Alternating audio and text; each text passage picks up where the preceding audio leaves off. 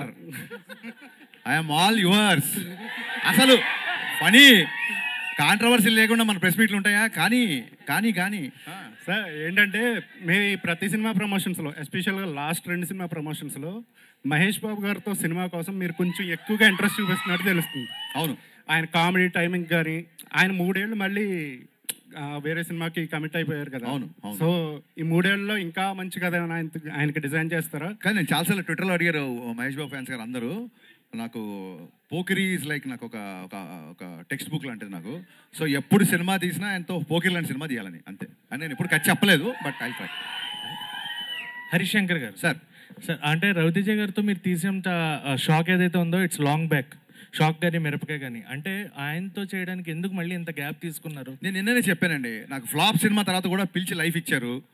ఇప్పుడు ఒక అన్నయ్య ఒక తమ్ముని జాబ్లో పెట్టాడు, అటు సక్సెస్ఫుల్గా ఉన్నాడు అనుకోండి, మళ్ళీ వెళ్ళి నాకు అది కావాలి ఇది కావాలి అనకూడదు. ఇంకా మన బతకాలి. పద్దాకి వెళ్ళి సినిమా అడిగితే కొంచెం మొహమాటంగా ఉంటుంది కదా. అట్ ద సేమ్ టైం మధ్యలో 2 సార్లు మేము అనుకున్న సినిమా మెటీరియల్ అవ్వాల.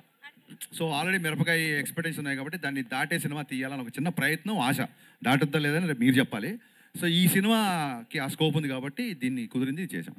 అంటే షాక్ కొంచెం మనకి కొంత తక్కువ టాక్తో వచ్చినా కూడా షాక్ అంటున్నారా? షాక్ మీరు చాలా మొహమాట పడుతున్నారు. ఫ్లాప్ అది. సరే సరే, అది తక్కువ టాక్ వచ్చింది, కొంచెం బాగుంది, ఏదో చెప్తున్నారు మీరు. మాకైతే నచ్చింది. Actual point of view Raviteja గారి సినిమాలో షాక్ మాకు నచ్చింది. ఆ షాక్ మీలాంటి వాళ్ళు 2 రాష్ట్రాల్లో లేరు కాబట్టి నేను 3 ఏళ్ళు ఖాళీ కూర్చున్నా. రెడీ. బట్ మిరపకాయ అండ్ ఇప్పుడు mister Bachchan, so hat trick film ఎప్పుడు ఎక్స్పెక్ట్ చేయొచ్చు ఆయనతో?